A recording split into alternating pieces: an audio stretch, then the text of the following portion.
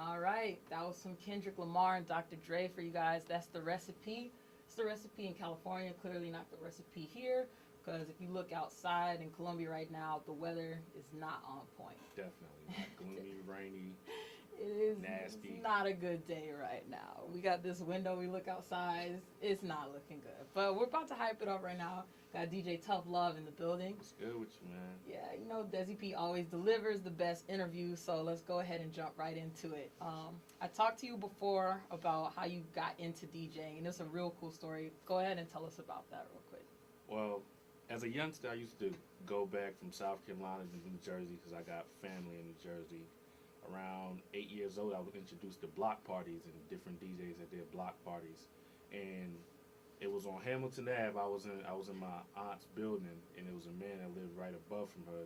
He would be practicing DJing, and I just always sneak out into the hallway because he'd have his doors wide open.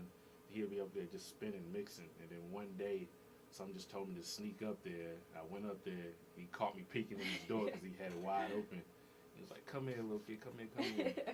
And then, you know, it just started from there. You know, just him showing me the different techniques of vinyl DJing when we didn't have laptops or nothing like that. And from there, it just was history. It was just like, you know, magic. One block party he introduced me when he was like, you know, I'm about to leave for 15 minutes.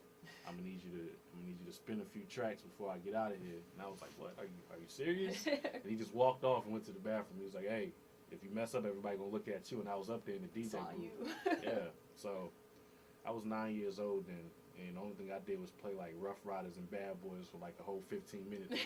And people were like, oh, 15 minutes ain't that long, but as a DJ, 15 minutes is very long, especially when you gotta continuously keep the crowd going.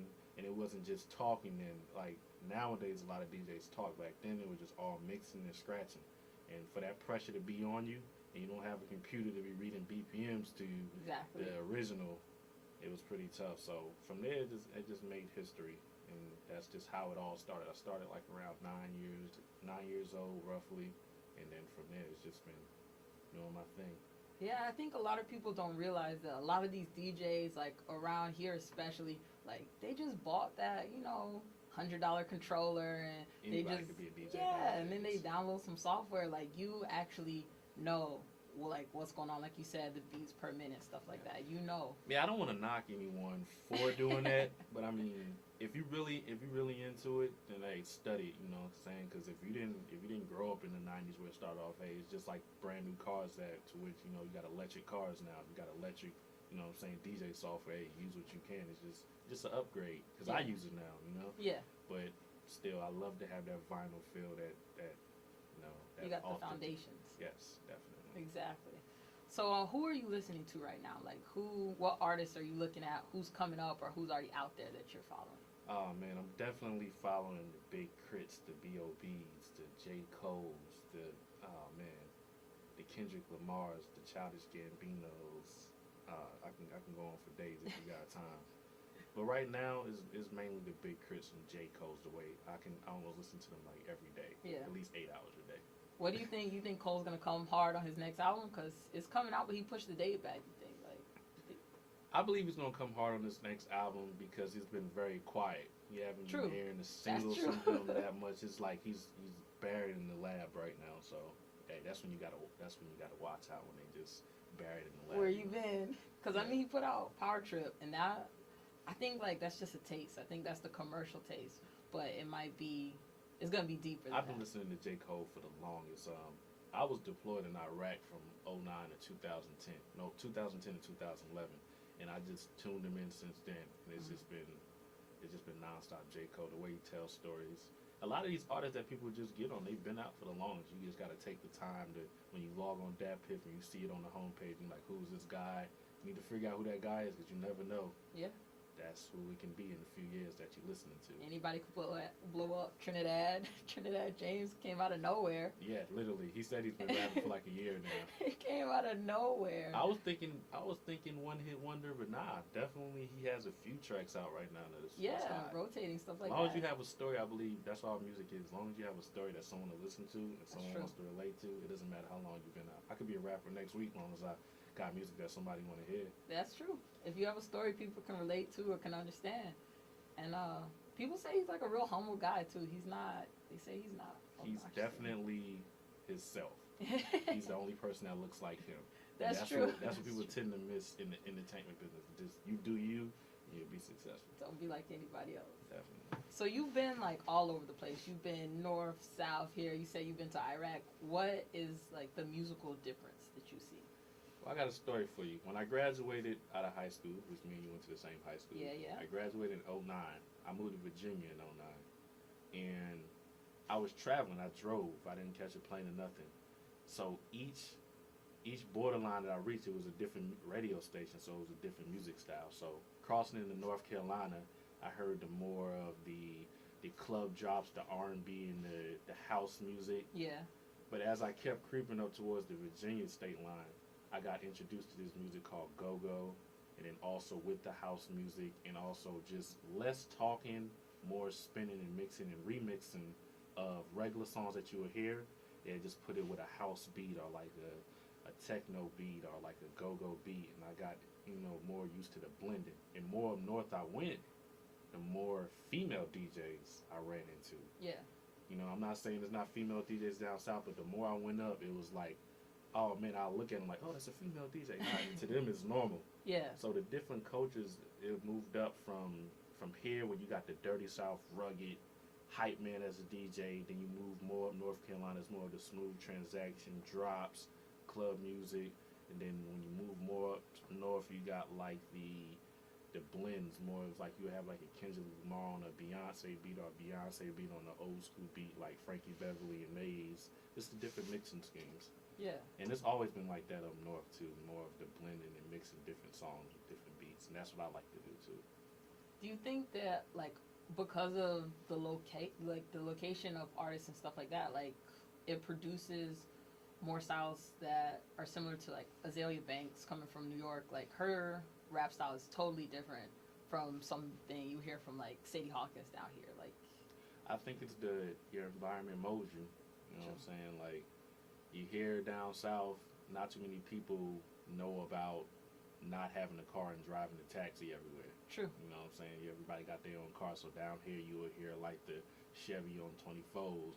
And up there you would hear like, party bus. You know what I'm saying? Yeah. Or block party. It just all started even back in the 90s when you had Uncle Luke with the raunchy ruggedness, the loud talking. Now you hear that more down south than you do up north, because up north you heard like the Locks and you heard like the Low Scheme of the Wu-Tang Clan. You know what I mean? Yeah. So generation evolves, but it still kind of stays the same in a sense. Okay.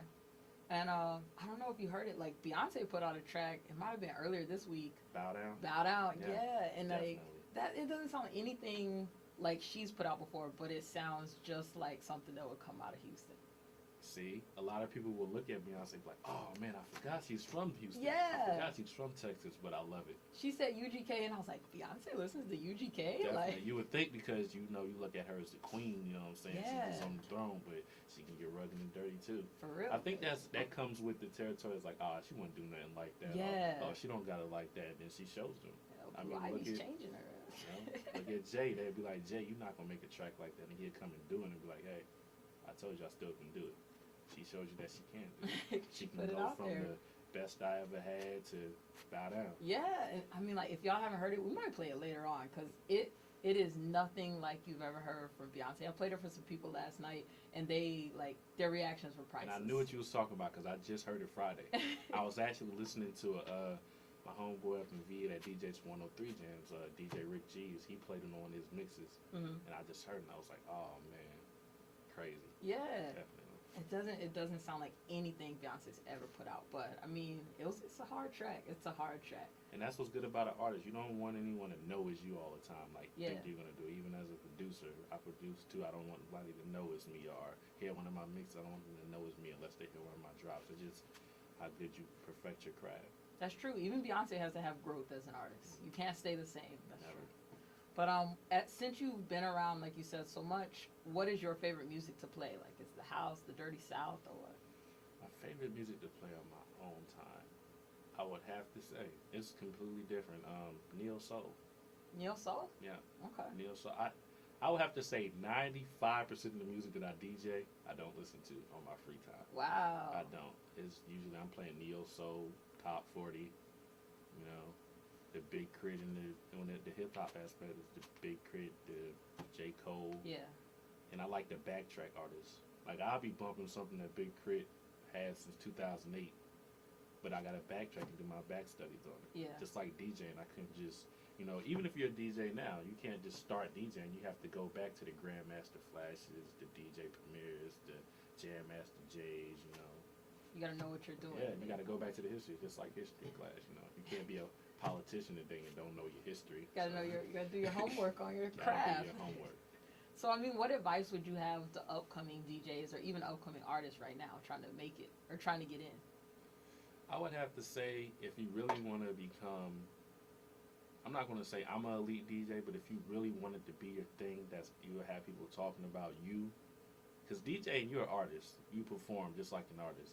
If you drop everything, I literally, when I got serious about DJ, I dropped everything for a completely year. I mean, like from the making beats to the playing video games. You drop everything for a year. You come home from work or from school, and you go to that turntable. You know what I'm saying? And you just do that completely. You make it your hobby. You make it something that's your food right there. For dinner, you DJing. For breakfast, I get up in the morning, I'll mix or two or something like that. Just wake up and just do It's just, if you just get serious about it and you dedicate yourself to it, you can't go wrong. And just do your own thing. Don't be scared to mix different things with different things. Like I mix a Beyonce track with a Future track. It's just crazy, you know? Yeah. But do your own thing. It's just like an artist that you have to be an individual. Where's your favorite place to DJ? Wow. I would have to say so far in Columbia that I've done in Columbia, the most fun I've had DJing here would have had to be the library in 5 months. That's so dangerous. What? The library? I don't know what happened over the last... That's so dangerous. The last time I DJed there was last summer in July, and it was crazy. I believe I was the first one to have it to that capacity. But over this past few months, I don't know what's been going on with the library. Like when I did it, it was a smooth ending. It was nothing. Now I don't know what's going on. Yeah. And I actually talk to the owner every now and then. We talking, and he'd be like, "Hey, we want you to come out, but things been crazy." And I understand. I even stop by there every now and then. But it's been library, 803 Hookah Lounge. I had a good time there. But it was crazy when I showed up there because they only had like a little section for me to DJ. I had my laptop on top of my controller, and I had a mixer.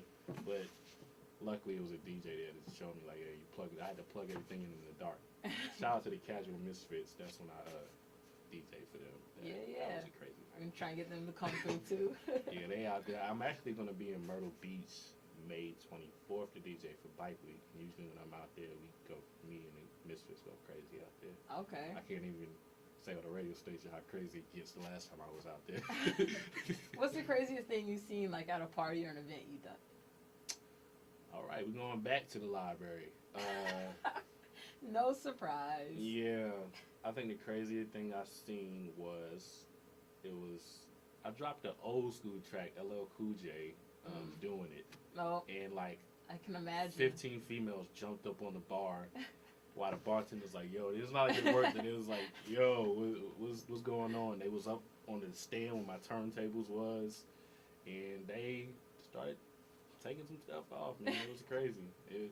The crazier it gets, I guess that's the best I'm doing. You know what I'm saying? If it don't get crazy, you're not doing your job. It's supposed to get crazy. As long as they like it. Yeah, as long as they like it.